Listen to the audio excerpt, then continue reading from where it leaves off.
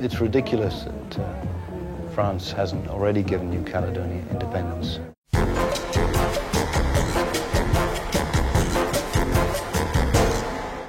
So listen, sunshine, when you see yourself in the mirror every morning, big fat ugly mug staring at you, what do you say to yourself? Hello.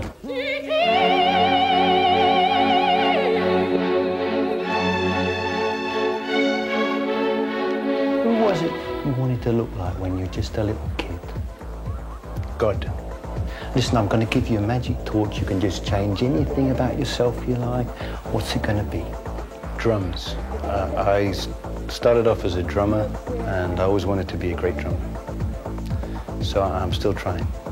What's all this rubbish trying to save the world? You've got Amazon, you've got Africa, Ethiopia. Haven't you got enough troubles going on at home?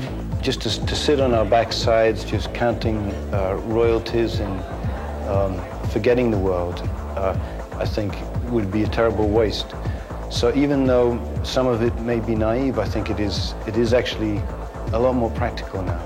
And in the 60s, all that idealism, love and peace, and we're going to change the world, rule the world. I mean, that didn't get a long way, but I think in the 80s, people understand that you have to think long term, you have to build things up slowly. And I really think that music has played a real role in changing the way people think. All this stuff with amnesty then, is it going to make any damn bit of difference with them Mandelas, them Pinochets and all them foreign geezers? When we went out for the amnesty tour, we had with us this little booklet, this Declaration of Human Rights, and I think that in itself is fantastically powerful document. We had a lawyer from South Africa, and she said in a lot of the trials, civil trials that she gets caught up in against apartheid, she has to refer to this Declaration of Human Rights. And even though South Africa clearly breaks many of those human rights every single day, you've been all over with this one, but what was it you remember really strong, really hit your heart? Abidjan, which was our only real, totally black audience. Delhi in India, just fantastic feeling. With all these turbans bouncing up and down in the audience, and in Central America too, in Costa Rica. That was wonderful. People had traveled sometimes for 4 days from all of the trouble-hit Central American countries, and I found it incredibly moving on this tour to actually talk to some of the people who had been abused, had their human rights abused. There's a lady from Chile called Veronica Denegri, and she had suffered incredible tortures herself, and then when she'd moved to the USA, her son had gone back to Chile just to take some photographs of demonstrations, and he was there with his girlfriend, and they were taken out into the street by the police, who then poured petrol all over them, set light to them, and dumped their burning bodies in the ditch. And the girlfriend survived, but her son didn't. And the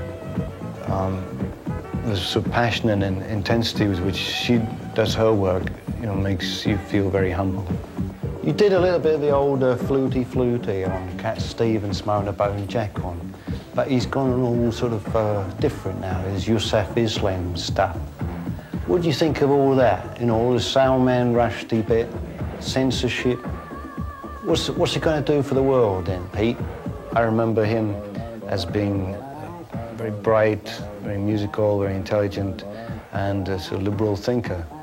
And I mean, perhaps a little insecure. And I think sometimes we look for religion to give us a security. But while at the same time I respect the integrity of someone else's faith, and that was an important issue for me before getting involved with Last Temptation of Christ film, is to know that Scorsese felt really strongly about Jesus' message, that he wasn't in any way manipulating it for sensationalism or anything else.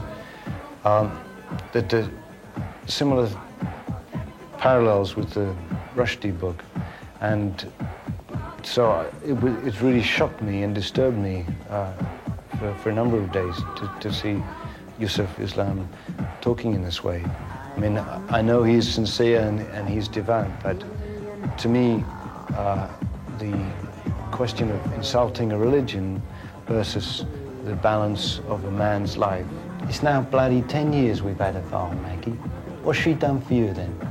I think I got richer as a lot of other people did, but what Maggie has done to the country is destroyed a lot of the soul of it, because the first job of the government should be to look after those who cannot well look after themselves, whether it's the sick or the unemployed.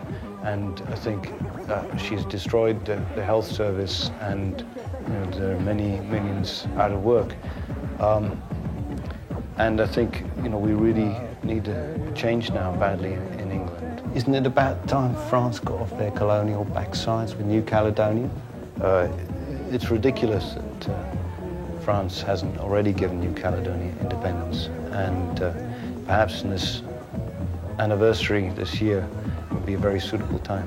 This real world stuff, you're trying to do something different there. It's just going to be same old garbage as all the other record labels. We want to try and get artists from all around the world, and including the West too, because I think there's a danger with world music that you just create yet another ghetto. So, in my reference book, Elvis Presley was a world musician as well. And also the soundtrack for The Last Temptation of Christ, which I have out now as a separate title, I think is some of my best work, and I'm putting that out through this Real World label. Listen, I'll give you a go. You've got your whole life all over again. You're going to do it the same? I'm sure I'd make exactly the same mistakes. Et pour être sûr de ne rien rater de Arditube, abonnez-vous et mettez un pouce bleu.